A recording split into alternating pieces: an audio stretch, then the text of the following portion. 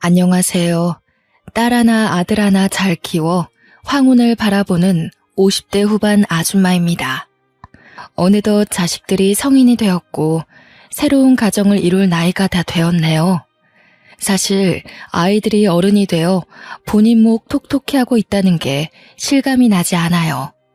저만 그런 건지 다 컸다고 하기에는 아직도 미숙한 모습이 보이는 것도 같고 갓난 아기일 때의 모습도 교복을 입고 등하교하던 모습도 눈앞에 펼쳐질 듯 생생해서 그저 세월의 무상함만 느껴집니다. 이번에 아들이 저와 남편을 조용히 부르더니 소개해주고 싶은 사람이 있다며 결혼 생각을 밝히더라고요. 솔직히 저와 남편은 아들이 먼저 결혼하게 될지 상상도 못했어요. 딸이야 고등학생 때부터 끊임없이 연애를 하는 듯 했지만 그에 비해 아들은 비교적 조용하고 별 소식이 없었거든요. 사실 저와 남편은 딸이 이른 결혼을 하게 될까봐 걱정하기도 했어요. 다행인지 불행인지 딸은 지금까지도 연애를 한번 쉬어본 적이 없어 보이는데 결혼 생각은 아예 없다고 하네요. 본인은 연애를 즐기고만 싶은 거지 결혼은 생각조차 안 해봤다고 안 할 거랍니다. 아무튼 그렇게 조용히 해서 연인이 있는지조차 몰랐던 아들이 이번에 새 식구가 될 예비 며느리를 소개해준다고 하니 신기하기도 하고 시간이 벌써 그렇게 됐구나 싶었습니다. 아이의 세월을 생각하니 제 세월도 생각이 나고 저의 시부모님 또한 불현듯 떠오르더군요. 저 또한 누군가에게 새 식구였던 때가 있었으니까요. 제 시부모님은 참 좋은 분들이십니다. 자신 있게 말할 수 있어요.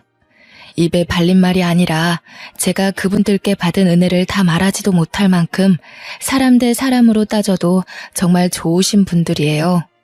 저는 부모의 사랑 대신 할머니의 사랑을 주로 받고 자랐습니다. 직설적으로 이야기하자면 머리가 어느 정도 클 때까지는 할머니의 손에서 자랐다는 말이죠. 그렇다고 해서 저는 부모님에 대한 원망은 없어요. 세상에는 어쩔 수 없는 사정이라는 게 있으니까요. 그 어쩔 수 없는 사정으로 제 부모님은 갑작스레 경제적 어려움에 부딪히고 말았습니다. 가정이 위태로워지자 부모님은 저를 잠시 떨어뜨리기로 결단을 내리셨어요. 다른 방법이 없어 할머니께 저를 잠시 맡겼다고 하더라고요. 할머니는 흔쾌히 저를 맡아 키우셨고 생각보다 그 기간이 길어져 전 자연스레 할머니 밑에서 자라게 되었죠. 사연이랄 게 생각보다 간단하죠. 이렇게 보니 정말 가벼운 이야기 같아 보이는데 그때는 부모님과 잠시 떨어져 지내는 게 어찌나 무섭던지요. 매일이 눈물바람이었다고 해요. 어린 것이 수도꼭지를 튼 것 마냥 눈물을 줄줄 흘리니 탈수가 올까 걱정하셨다고 하네요. 저 때문에 할머니의 고생이 아주 많았을 거예요. 저의 집은 풍족하다면 풍족했지 처음부터 집 사정이 어려웠던 것은 아니었어요. 풍족했던 시절이라고 하면 떠오르는 추억이 하나 있죠. 퇴근길마다 아빠는 늘 작은 인형을 하나씩 가지고 오셨어요. 저에게 매일 선물로 주셨거든요. 덕분에 저의 방은 온통 인형으로 가득 차 놀이동산 같았답니다. 엄마는 그런 아빠를 볼 때마다 타박했지만 아빠와 나를 바라볼 때면 세상을 다 가진 듯 웃고 있었어요. 또 가져왔어? 가져오지 말라니까. 왜 자꾸 그런 걸 가져와? 보관할 곳도 없어요. 자꾸 주다 버릇하면 애 버릇만 나빠진다니까. 집이 공장도 아닌데 이렇게 계속 갖고 오면 어떻게 해? 귀여운 내 새끼 뭐 하나라도 쥐어주고 싶은 게 부모 마음인 거 당신도 알잖아. 그리고 애가 버릇 나빠져봤자 뭐 얼마나 나빠진다고 그래. 줘봐. 애가 얼마나 좋아해. 우리 딸 마음에 들어요? 아빠가 최고지? 얼씨구 정말 못 말린다니까. 당신 애 그만 괴롭히고 와서 밥이나 들어요. 준이도 인형 내려놓고 이리 와. 많이 배고팠지? 아빠 왔으니까 다 같이 밥 먹자. 엄마가 맛난 거 많이 만들었어요. 아빠는 저 어릴 적에 인형 공장을 운영하고 있으셨다고 해요. 저야 워낙 어렸기 때문에 아무도 자세히 알려주지도 않고 기억도 안 나고 해서 부모님이 직접 말씀해 주시기 전까지 사정을 잘 몰랐지만 나중에야 부모님께 전해 듣기를 아빠의 소꿉친구가 아빠의 공장과 공장 부지 그리고 사업 자체를 빼앗아 갔다고 하더라고요. 그때는 지금 같지 않고 법에 구멍도 많아서 어쩔 도리도 없이 뺏겼다고 그리 한탄하시곤 했으니 얼마나 억울하셨을지 상상조차 되지 않네요. 단지 사업장과 돈뿐만이 아니라 친구도 믿음도 심지어 평화롭던 일상마저 잃어버린 것이었으니까요. 매일 아빠를 바라보며 웃던 제 미소까지도요. 아빠는 한순간에 모든 걸 잃고 실업자가 되었고 집의 가세 또한 자연스레 기울어지게 되었어요. 저는 정해진 수순처럼 할머니에게 가게 되었고 부모님과는 그 후로 떨어져 지냈습니다. 할머니의 입은 늘 툴툴거리며 퉁명하셨지만 그건 말뿐이었고 절 많이 아끼셨어요. 행동을 보면 딱 알 수 있었죠. 아이고 남들은 다 효도받는다 뭐다 하며 여행도 잘만 가던데 나는 다 늙어서 새파랗게 어린 손주나 떠맡아 기르게 생겼네. 너 할미 말 잘 들어야 한다. 핏덩어리만큼 쪼만한 것이 부모와 떨어져 지내야 한다니 가여워서 어째. 할머니는 문방구를 운영하시며 지내고 있었어요. 문방구라니 아이에게는 천국과도 같은 곳 아닌가요? 제가 어린 마음에 새 문구를 갖고 싶다고 떼를 쓰면 할머니는 혀를 끌끌 차시면서도 제가 원하는 건 하나씩 빼서 선물로 주시기도 했어요. 마치 아빠가 퇴근길에 인형을 하나씩 내어주시듯 할머니도 저에게 문구들을 하나씩 내어주셨던 것이죠. 그 부모의 그 자식이라더니 사랑을 표현하는 방식이 참으로 똑같으시지 않나요? 여러모로 할머니와 아빠는 닮은 점이 참 많았어요. 제 부모님이 겪었던 이 모든 걸 지금 와서 다시 생각해보면 마음이 좋지는 않더라고요. 할머니도 제 부모님도 저 때 속이 말도 아니었을 거예요. 특히 지금의 제 나이보다 어렸을 제 부모님을 생각하면 마음이 참 싱숭생숭합니다. 제가 부모님과 다시 만나게 된 것은 중학교 졸업식이었는데요. 부모님이 예쁜 꽃다발을 들고 와 제 졸업을 축하해 주시더라고요. 너무 갑작스레 오셔서 당황하기도 했지만 할머니는 오랜만에 본 자식과 며느리를 많이 반가워하셨어요. 그러곤 한마디 하셨죠. 왜 이제야 얼굴을 비추냐 비추길. 어미 속 다 썩이고 나타나지 왜. 이게 웬일이다냐 이게 웬일이야. 아예 온 게야 그지? 응? 아이고 내 자식 얼굴 좀 봐. 다 상했네. 밥은 꼭 잘 챙겨 먹으라니까. 얼굴이 반쪽이 돼서 왔네. 아이고 속상해라 속상해. 예 어머님 죄송해요. 늦게 나타나 죄송해요. 말도 없이 사라졌다가 이제야 이렇게 경황 없이 나타나서 너무 죄송해요. 이제는 웬만큼 다 해결이 되었어요. 그간 감사하고 또 죄송해요 어머님. 부모님이 제 중학교 졸업식에 올 거라고는 정말 상상도 못했던 터라 당연히 어떻게 알고 온 것이냐고 물어보았고 부모님은 편지 하나를 꺼내 제게 보여주시더라고요. 사실 할머니와 편지를 주고받고는 했단다. 너에겐 비밀로 할 수밖에 없었어. 뒤늦게 알게 해서 미안하구나. 할머니가 보내주신 편지에 준이가 다니는 중학교 이름도 네가 곧 졸업한다는 소식도 담겨 있었지. 할머니가 편지에 적어주신 덕분에 준이 엄마와 내가 시간 맞춰 올 수 있었어. 이제야 와서 미안하구나. 많이 보고 싶었단다. 갑작스레 부모님과 떨어져 지내게 된 저는 그 상황에 적응하기까지 시간이 꽤 걸렸다고 해요. 혹시나 편지를 보게 되면 글도 잘 모르는 애가 오해를 할 수도 있고 적응이 더 늦춰질 수도 있었기 때문에 편지는 일부러 저에게 알리지 않았다고 했어요. 대신 시간이 날 때마다 부모님이 잠깐 오시는 것으로 입을 맞춰놨다고 하시더라고요. 어른들의 사정은 어른들이 감당해야 한다면서요. 부모님은 제 졸업식에 꼭 축하하러 오고 싶었다고, 그리고 실제로 오게 되어서 너무 기쁘다고 하셨어요. 워낙에 기뻐하시니 저도 덩달아 신이 나더라고요. 사실 부모님은 제 초등학교 졸업식 때에는 참석하지 못하셨었어요. 그때 참석하지 못한 게 그렇게 후회가 되고 한이 되었다고 말씀하시더군요. 그래서 중학교 때에는 기를 쓰고 오셨나 봐요. 할머니는 아빠와 엄마를 꼭 끌어안고선 고슬프게 우셨어요. 어찌나 슬프게 우시던지. 왜 자식 잃은 부모의 울음은 그리 뼈아프다고들 하잖아요. 자식을 잃었다 되찾게 된 할머니는 그간 얼마나 서러우셨을지, 어린 저에게 티도 못 내고 얼마나 혼자 삭히고 계셨을지 그 울음소리에 다 묻어나오더군요. 그때 할머니의 울음소리는 영원히 잊지 못할 것 같아요. 부모님이 기뻐하시니 분명 저도 덩달아 기뻤는데 할머니가 우시니 저도 울컥 눈물이 나더라고요. 어린아이처럼 엉엉 우시는 할머니에 저도 울고 아빠도 울고 엄마도 울고 차례대로 눈물이 전염이라도 된 것처럼 그렇게 우리 가족은 한동안 눈물바다로 시간을 보냈습니다. 우리 가족은 그날 맛있는 고기를 먹었어요. 따뜻한 쌀밥에 김이 모락모락 나는 된장찌개, 지글지글 구워지는 고기까지. 눈물 한바탕 쏟고 먹으니 어찌나 맛있던지 입안에서 사르르 녹아 없어지더군요. 마음마저 풍족해 마치 행복한 감정을 먹고 있는 듯 했죠.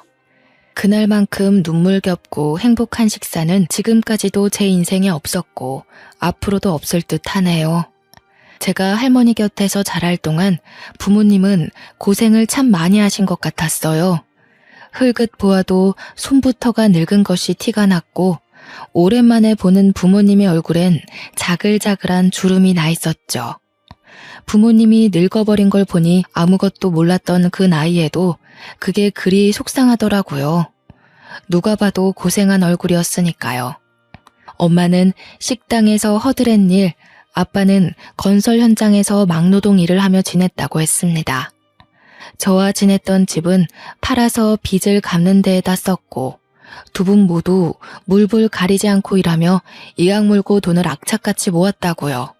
그렇게 모은 돈으로 전만큼 크진 않지만 최근 번듯한 집을 구했고 집 근처 조그만 식당까지 차릴 수 있었다고 말씀하셨어요. 이렇게 되기까지 자그마치 10년이란 세월이 흘렀다면서 안 해본 일이 없다며 빙그레 웃으셨어요. 아빠는 식당이 생각보다 잘 돼서 돈을 꽤 벌고 있다고 자랑하시더니 이제라도 같이 사는 게 어떻겠냐며 할머니와 저에게 조심스레 물어보았어요. 정말로 거짓없이 기뻤지만 어색하지 않았다면 그것 또한 거짓이었겠죠. 떨어져 지내면서 부모님은 간간히 찾아오시긴 했으나 언젠가부터 바쁘고 힘드셨는지 아예 얼굴조차 못 뵌 날들이 더 많았거든요. 할머니는 갑작스러운 만남과 갑작스러운 제안에 조금 당황하신 듯 머뭇거리더니 곧 말씀하셨습니다. 그래, 나도 이제는 늙었는지 너네랑 같이 살고 싶구나. 우리 손녀도 그렇고 말이야. 그런데 그렇다고 문방구 일을 바로 그만둘 수는 없다. 기한을 정해두고 가게를 정리할 테니 정리하고 나서 그땐 같이 살자꾸나. 애비야, 애미야. 마음 급하게 바로 같이 살자는 말은 말아라. 언제가 괜찮을지 상의라도 먼저 해봐야 하지 않겠니? 할머니는 오랫동안 살펴온 본인의 문방구를 정리하기 시작했고 문방구 간판을 내리기까지 그리 오래 걸리진 않으셨습니다. 우리 네 가족은 같이 살게 되었어요. 이렇게 마무리가 되었다면 그건 인생이라 할 수가 없겠죠. 나쁜 일이 있으면 좋은 일이 있고 좋은 일이 있으면 나쁜 일도 있는 게 인생이잖아요. 우리 가족 역시 그랬습니다. 고생 끝 낙이 온다더니 이게 웬걸. 낙 뒤에는 현실의 무게가 자리 잡고 있더군요. 인생은 무심하다고들 하죠. 잘 되던 부모님 식당이 조금씩 내리막길을 걷기 시작했습니다. 그래도 이 정도야 뭐 겪어온 고생에 비하면 티도 안 났죠. 저는 대학교 진학을 안 하기로 마음을 먹고 고등학교를 졸업하자마자 곧장 회사에 취직했습니다. 제가 취직하게 된 곳은 액세서리를 팔던 작은 회사였는데 이곳저곳 무역을 하는 회사라 그런지 유독 외국어를 잘하는 직원도 있고 생각보다 학벌을 신경 쓰는 분위기더라고요. 그런 분위기를 오래 겪으니 대학에 별 생각이 없던 저도 제 학벌을 신경 쓰게 되더군요. 대학을 안 가고 회사로 바로 취직할 당시엔 빨리 돈을 벌어 가족에게 보탬이 되어야겠다는 생각뿐이었어요. 부모님도 할머니도 점점 늙고 지쳐가시는 게 제 눈에 보였으니까요. 부모님의 식당은 그나마 사정이 나아져 단골로 수입 유지는 되었으나 그뿐이었답니다. 전 그저 부모님의 한숨을 덜어주고 싶었어요. 사무실에서 일하는 사무직이라 더 그랬던 것일까요? 저는 결국 대학교에 가기로 마음먹었고 바로 행동으로 옮겼죠. 어느 정도 돈도 모았겠다. 대학교에 가려면 지금이 최적기일 거라는 생각도 들었어요. 지금 아니면 언제 또 기회가 있을까? 그리 생각하며 마음을 단단히 다잡았어요. 저는 낮에는 일을, 밤에는 밤새워 공부하며 시험을 준비했고 예상보다 좋은 성적을 받아 대학교에 합격해 대학생으로 새 출발을 시작했습니다. 대학교에 들어가니 건너 들었던 것보다 돈 나갈 일이 더 많더라고요. 이러다 대학 졸업 전에 모아둔 돈 다 털리겠다 싶었어요. 제가 절약할 수 있는 유일한 돈은 등록금이었고 저는 열심히 공부해서 장학금을 악착같이 사수하려 노력하기 시작했습니다. 그랬더니 언젠가부터 동기들은 저를 독하다며 장학금 귀신이라 부르고 있더라고요. 때로 이번 장학금은 본인 것이라며 저에게 선전포고를 하는 동기도 종종 있었지만 전 그때마다 눈에 불을 켜고 공부를 해 매번 장학금을 지켜냈죠. 그러다 딱 한 번 제가 장학금을 놓치고 말았습니다. 제가 다니던 과는 영문학과였는데 아무래도 외국어다 보니까 실질적으로 쓰이는 영어와 제가 책으로 공부한 영어가 미묘하게 다른 부분이 있을 수밖에 없더라고요. 아무리 공부해도 놓칠 수밖에 없는 부분이 있었던 것이죠. 저는 아주 미세한 점수 차이로 장학금을 놓치게 되었습니다. 가르쳐주지도 않은 걸 시험 문제로 냈으니 어찌나 억울하던지요. 이게 부패의 현장인가 싶었답니다. 제 자리를 차지해 장학금을 받게 된 사람은 어떤 복학생 남자였는데요. 방학에 어학연수까지 다녀올 정도로 부잣집이라고 소문이 자자한 사람이었어요. 지금이야 어학연수가 꽤나 흔해졌지만 그때 그 시절의 어학연수는 좀 남다르게 느껴졌죠. 그러니 제 마음이 얼마나 억울했는지 여러분들도 공감하실 거라 생각이 되네요. 별 생각 없다가도 돈을 생각하니 너무나도 억울했어요. 여유가 있었더라면 또 모르겠지만요. 모아둔 돈도 거의 다 써가서 정말 돈이 없었거든요. 그 상황에 장학금까지 못 받았다니, 심지어 아주 미세한 점수 차이 때문이라니. 그런데 어쩌겠어요. 억울한 만큼 전 더 열심히 공부할 수밖에 없었죠. 그것 말고 제가 할 수 있는 게 또 뭐가 있었을까요? 학생의 신분으로 공부를 더 열심히 하는 것이 최선이라 생각해 매일 출석 도장을 찍듯 도서관에 매일 출석하는 것뿐이었죠. 그런데 그 복학생도 어느 순간 도서관에 매일 오는 것이 아니겠어요? 장학금 한 번 받고 나니 학구열이 불타올랐나 보다 하고서 눈에 쌍심지 켜고 경쟁하듯 공부했습니다. 저나 그 복학생이나 매일 도서관에 있으니 매일 얼굴을 보게 되었습니다. 뭐 얼굴 생김새가 그리 나쁘진 않더라고요. 처음엔 장학금 못 받은 게 억울해서 째려보다가 매일 공부하러 오는 걸 보니 경쟁심이 느껴져서 째려보던 어느 날 제가 째려보는 걸 느꼈는지 그 남자와 눈이 마주쳤습니다. 민망하기도 하고 내가 널 나의 경쟁자로 의식하고 있었다는 걸 알려주기 싫어 우연인 척 바로 시선을 피했지만 별 효과는 없더라고요. 어찌나 빤히 쳐다보던지 굉장히 부담스러웠어요. 근데 또 습관처럼 그를 째려보고 있던 저를 발견했죠. 전 그와 눈이 계속 마주쳤고 어느샌가 그의 눈을 자세히 관찰하기 시작했어요. 저는 그 사실이 점점 묘하게 느껴졌답니다. 시선을 마주칠 때마다 텔레파시를 보내는 것처럼 길게 마주치는 것은 물론 그의 눈동자가 미묘하게 갈색인 것을 알게 되었는데요. 오묘하게 회색빛이 감도는 따뜻한 갈색, 얼핏 보면 흑갈색인 듯 진했어요. 묘한 떨림을 동반한 채 그렇게 눈맞춤을 계속 이어갔습니다. 그렇게 애매한 관계에 머무르다 겨울 눈 내리던 날 밤, 전환점을 맞이하게 되었네요. 저는 그날도 어김없이 도서관에 가 공부에 정진했죠. 그러다 시간이 늦어 공부를 마무리하고 짐을 챙겨 집으로 향하던 중이었답니다. 등 뒤에서 어떤 남자가 저를 불러 세우더군요. 네, 맞아요. 바로 그 복학생이었어요. 눈이야 자주 마주쳤었는데요. 그 사람의 목소리를 그때에서야 처음 들었어요. 저는 뒤돌아 왜 부르셨냐고 물어보았죠. 오늘 날씨가 많이 춥더라고요. 밤이 늦어 유독 쌀쌀하고요. 괜찮으시다면 이거 받아주시겠어요? 바로 마시지는 마시고 집에 도착할 때까지 손에 쥐고 가세요. 손 시렵지 않게. 손난로처럼 쥐고 있으면 꽤 따뜻하거든요. 그 복학생이 어색하게 얼굴을 붉히며 건네준 따뜻한 캔커피에 저도 모르게 꾸벅 감사 인사를 하며 받았어요. 남자는 머리를 긁적이며 환하게 웃더니 반대편으로 뒤돌아 뛰어가더라고요.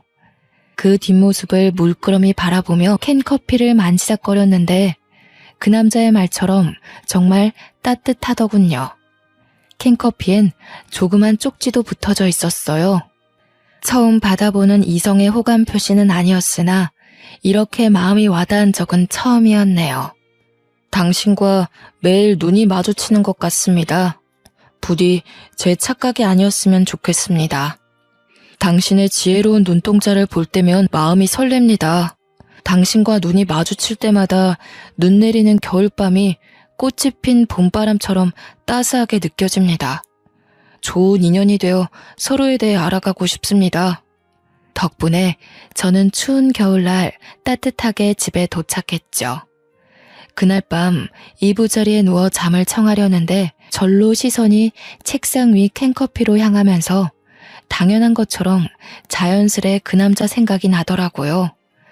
머쓱하게 얼굴을 붉히며 머리를 긁는 모습과 미세하게 떨리던 목소리가 생각났어요. 또 그 남자가 준 캔커피의 온기가 아직도 손에 남아있는 듯했고 그 온기가 온몸으로 퍼져나가는 듯했어요. 조금 낯간지러운 기분이 들었답니다. 그 길로 다음날 저는 그에게 캔커피 하나를 건네는 것으로 그의 쪽지에 화답해 주었어요. 눈 마주치며 생겼던 묘한 끌림에 만나봐도 나쁘지 않겠다는 마음이 가슴 한켠에 생기기 시작했죠. 한두 달 그이와 연락을 이어가다 그이가 먼저 마음을 고백했고 마침내 서로에게 좋은 인연이 되는 것으로 인연을 맺었어요. 연인이 되어서도 우리는 도서관에서 가장 많은 시간을 보냈어요. 그이는 꽤 좋은 연인이자 선생님이었고 저에게 학업적으로 많은 도움을 주었답니다. 교수님의 말씀과 책에만 의지해 공부하던 저는 그이가 알려주는 뉘앙스의 차이를 듣고 영어란 학문을 좀 더 섬세하게 파고들게 되더군요. 그때에서야 왜 저번에 제가 장학금을 놓칠 수밖에 없었는지 알게 되었어요. 그렇다고 억울하지 않다는 건 아니었지만요. 아무튼 연애가 진전할수록 조금은 지루하던 공부 또한 색다르게 느껴졌답니다. 그이에게 여러 도움을 받으며 열정적으로 공부를 하다 보니 장학금은 자연스럽게 저에게로 돌아왔어요. 어찌나 기쁘던지. 그렇게 연애와 공부를 병행하다 보니 시간은 빠르게 흐르더라고요. 장학금을 몇 번 더 타고 나니 제가 졸업할 때가 된 것이죠. 졸업식 날에 그이가 맛있는 저녁밥을 먹으러 가자며 제안을 하더군요. 가족과는 이미 점심때에 회포를 푼 후였으니 거리낄 것도 없어서 저는 기쁘게 받아들이며 그이의 차에 올라탔습니다. 아무래도 저의 졸업을 축하하기 위한 자리라 그런지 그이가 신경을 많이 쓴 게 느껴졌어요. 야경이 훤히 보이는 호텔 레스토랑이라 어딘가 과하게 느껴지긴 했는데 내 착각인가 보다 싶었죠. 기분은 좋으니 마냥 웃고 있는데 그이가 갑자기 분위기를 잡으려 하더라고요. 뭐지? 싶어서 일단 그냥 웃으며 그이를 바라보고만 있었는데 그이가 저를 향해 한쪽 무릎을 꿇는 게 아니겠어요? 갑작스러운 전개에 저는 그냥 멍하니 바라만 보고 있었죠. 아니, 그이와 연애를 하면서 결혼에 관한 이야기를 몇 번 나눈 적은 있었지만요. 그렇다고 결혼한 미래를 함께 꿈꾼다거나 결혼에 관련된 깊은 대화는 한 번도 해본 적이 없었어요. 제가 졸업했다고 브레이크가 고장난 자동차 마냥 결혼까지 풀악셀을 밟아버리는데 그 속도를 따라가느라고 시간 좀 걸렸습니다. 그이는 얼굴을 뻣뻣이 긴장시킨 채 여전히 무릎을 꿇고 있었고 특유의 머쓱한 미소를 지어 보이며 하는 말이 제가 공부에 대한 욕심이 커 보여 대학교 다니던 때는 청혼 엄두도 못 냈대요. 제가 대학교를 졸업하는 날만 손꼽아 기다렸다고 하더라고요. 속으로 난 준이랑 결혼해야지 졸업하는 날 꼭 청혼할 거야만 되뇌었다고 하소연을 하더랍니다. 저야 평생 나만 사랑하겠다며 제발 받아달라고 사정사정을 하는데 은근 좋기도 하고 청혼을 수락했죠. 그렇게 대학교 졸업과 동시에 결혼을 준비하기로 했습니다. 너무 서두르진 않았고요. 시간이 앞으로 많으니 일단 양가 어른들을 찾아뵙는 것부터 시작하자고 했어요. 제 부모님은 그때까지도 식당 일로 바빠 상대적으로 여유로운 예비 시부모님을 먼저 찾아뵙게 되었죠. 떨리는 마음을 간신히 진정시키며 만난 과일 꾸러미를 들고 예비 시부모님 댁에 찾아갔는데 그 시대 일반적인 시부모들과는 달리 정말 다정하셨어요. 솔직히 저는 어느 정도는 각오하고 갔었거든요. 왜 모든 게 완벽할 수는 없으니까요. 예, 긴장하지 말고 편하게 있으렴. 응? 편하게. 내 평생 소원이 딸 하나 갖는 거였는데 말이야. 아들이 며느리를 데리고 오면 내 딸과도 같다고 생각하기로 했지. 아직 식도 올리지 않았지만 그래도 이렇게 널 만났으니 지금부터 널 내 딸이라 생각하고 싶단다. 그래, 그렇다 해도 애 엄마 말에 너무 부담 갖지는 말고 그저 내 가족이다 생각하고 편하게 앉아 있어라. 배고프지는 않으니? 과일이라도 좀 먹지 않으련? 과일도 여러 개 먹으라고 깎아주시고 밥도 어찌나 정성 가득 차리셨는지 식탁이 틈없이 빽빽해 상다리가 부러지는 줄 알았답니다. 저 어머님 아버님 음식이 너무 맛있어서 밥이 술술 넘어가더라고요. 너무 맛있게 감사히 잘 먹었어요.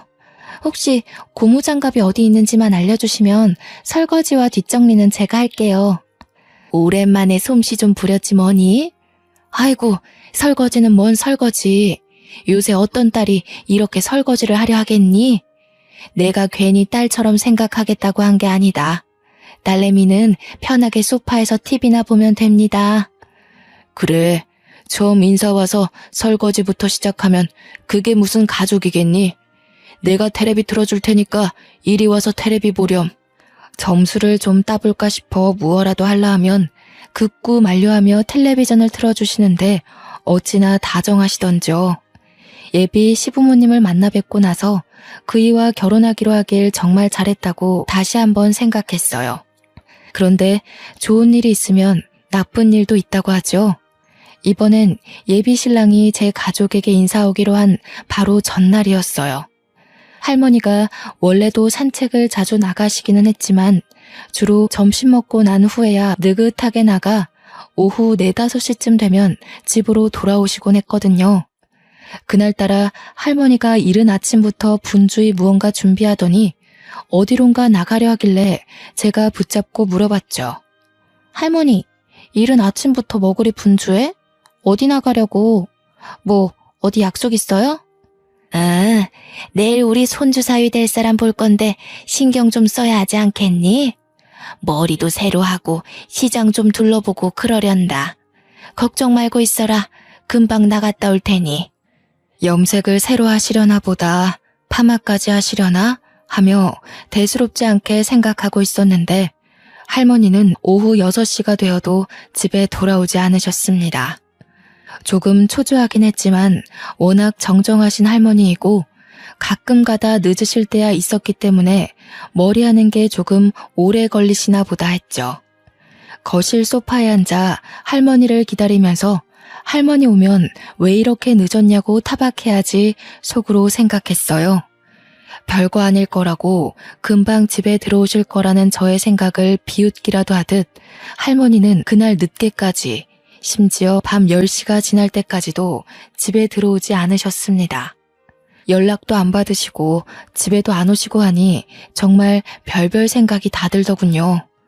어디서 사고가 난 것은 아닌지, 혹여나 범죄에 휘말리신 건 아닌지 안 좋은 상상은 끝도 없이 커져만 갔어요. 밤늦게 식당 마감하는 부모님께 할머니가 아직도 안 들어오셨다고 연락을 한 뒤 일단 파출소에 가 실종 신고를 하려고 했죠. 그런데 실종이 된 지 하루가 지나야 실종 신고를 할 수 있다는 거 아니겠어요? 일단 기다려보라는 답변만 듣다 나왔습니다. 근데 기다려보라고 했다고 그저 가만히 기다리고 있을 수는 없잖아요. 지푸라기라도 잡는 심정으로 길거리를 걸으며 만나는 모든 이들에게 혹시 우리 할머니 못 보셨냐며 사진까지 꺼내어가며 물어보았어요. 별 소득은 없었습니다. 사실상 제가 할 수 있는 게 아무것도 없었던 것이죠. 조금이라도 더 빨리 찾으러 나가볼 걸, 부모님께 조금 더 일찍 말해볼 걸. 혼자 자책하면서 많이 불안해하며 떨고 있을 때 예비 신랑에게서 전화가 왔어요. 내일 찾아뵈러 가는데 너무 긴장된다는 예비 신랑의 말을 뚝 자르고 할머니가 사라졌다고 지금의 상황을 설명했어요. 목소리는 바들바들 떨리고 말은 두서없이 막 나오더라고요.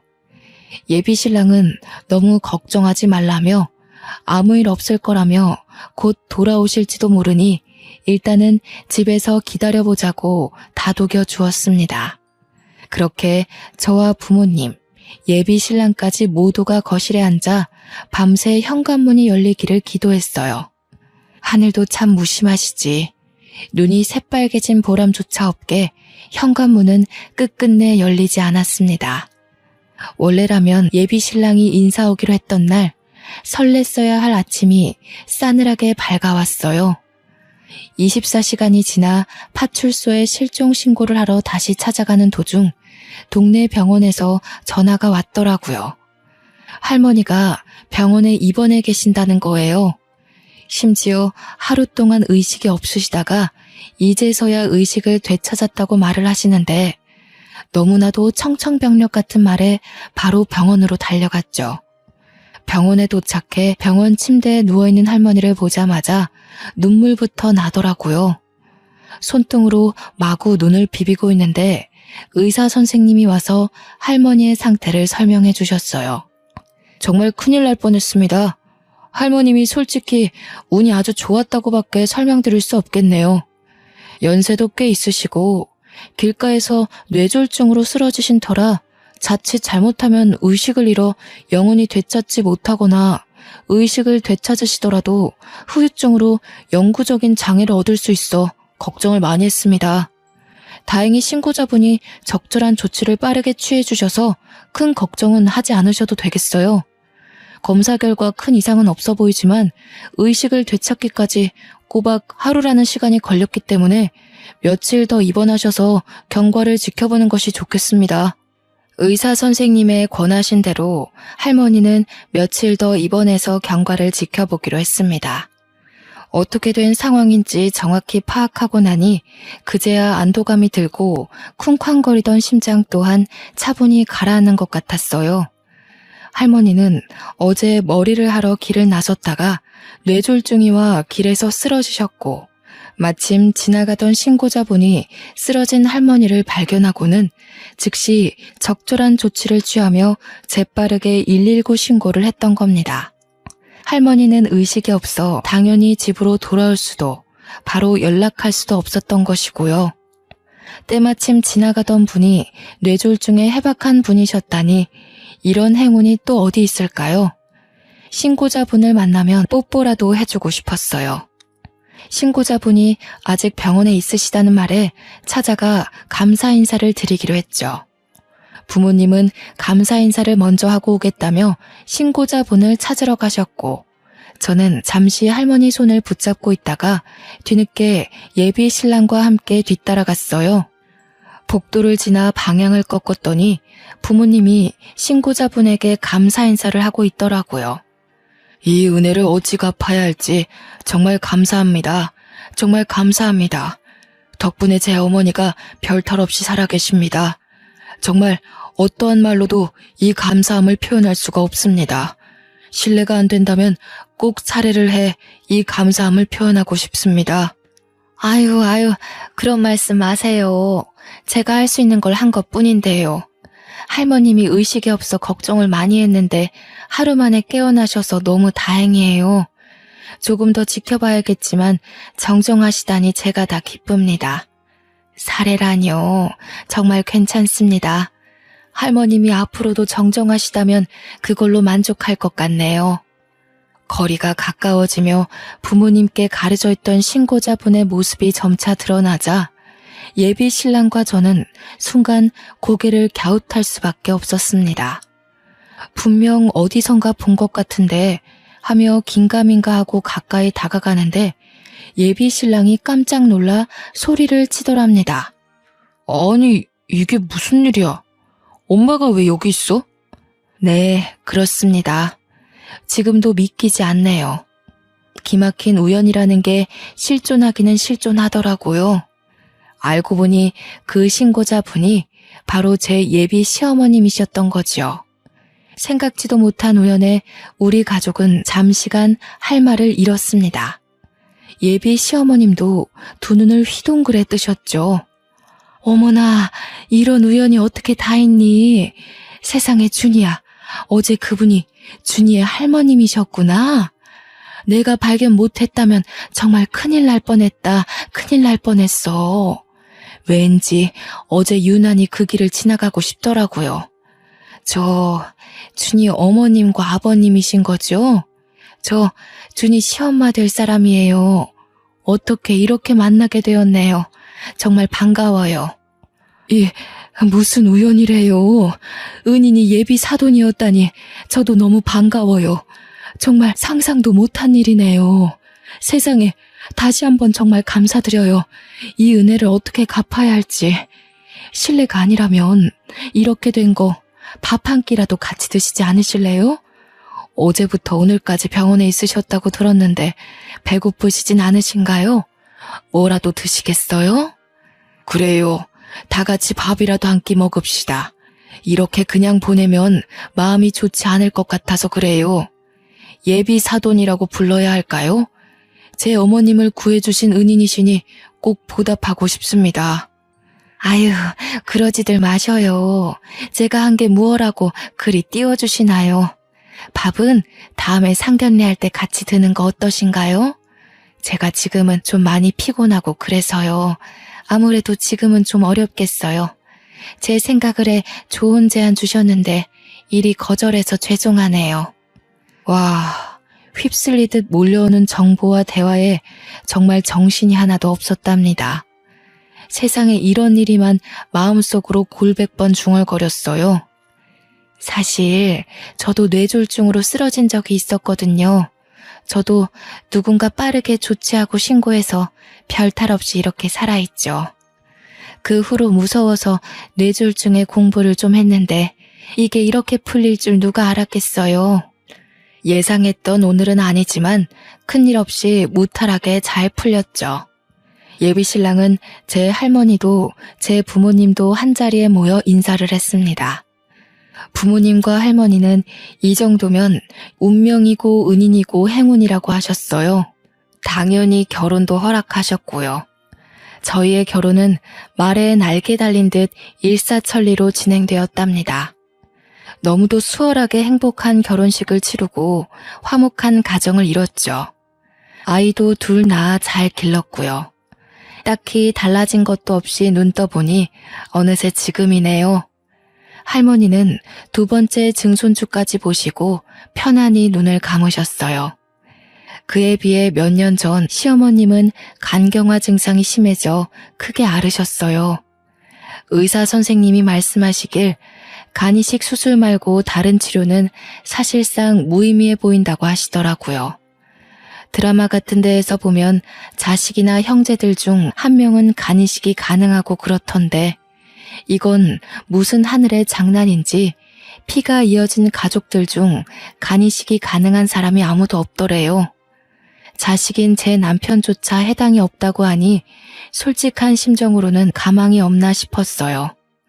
그렇다고 이대로 시어머님을 보낼 수는 없었네요. 무엇라도 해봐야지 보낼 때 보내더라도 후회하지 않을 것 같아 저는 가족들의 반대를 무릅쓰고 간기증 공여자 검사를 받아봤어요. 제 나이가 그리 적지 않음에도 불구하고 검사 결과는 생각보다 좋더라고요.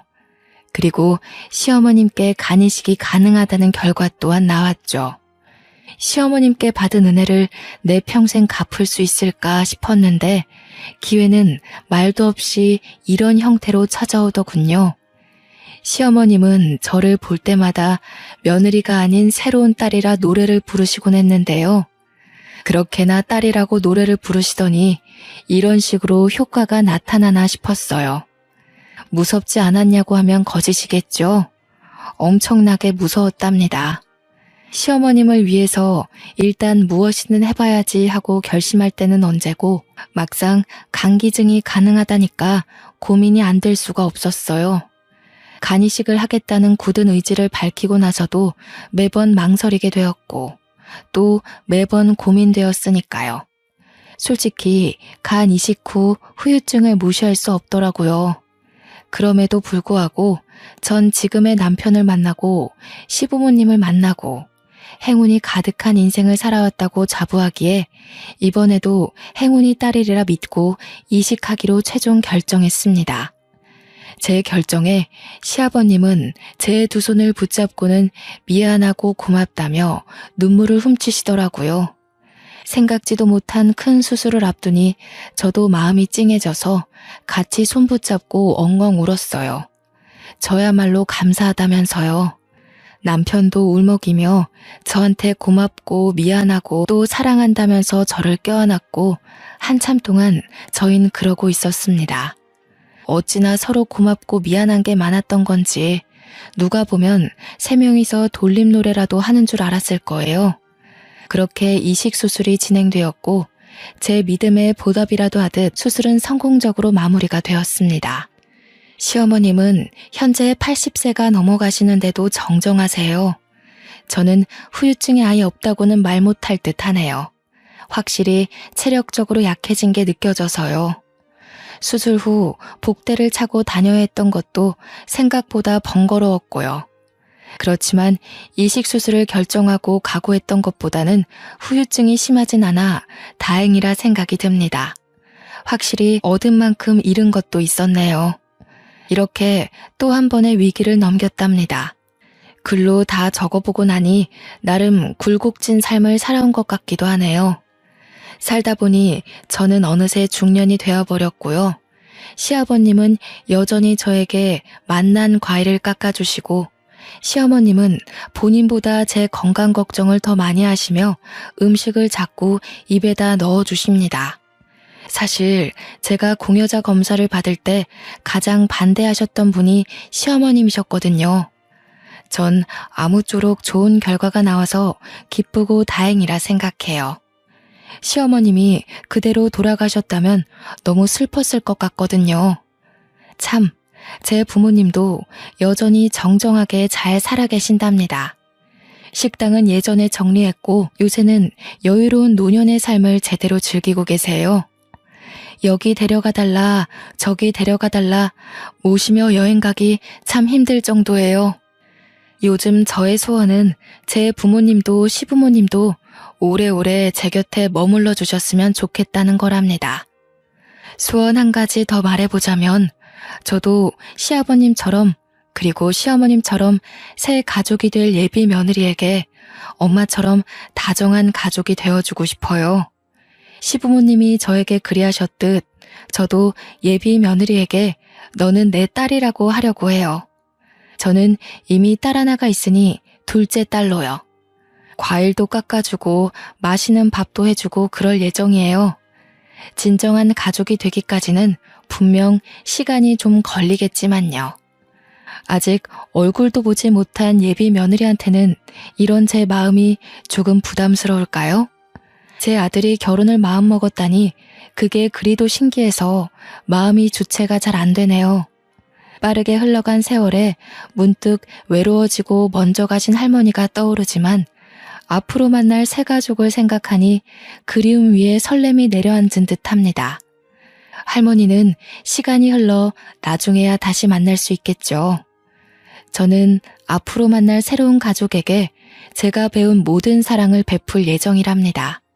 지금까지 제 긴 사연 들어주셔서 감사해요. 우리 모두 건강하게 행복하게 오래오래 살자고요.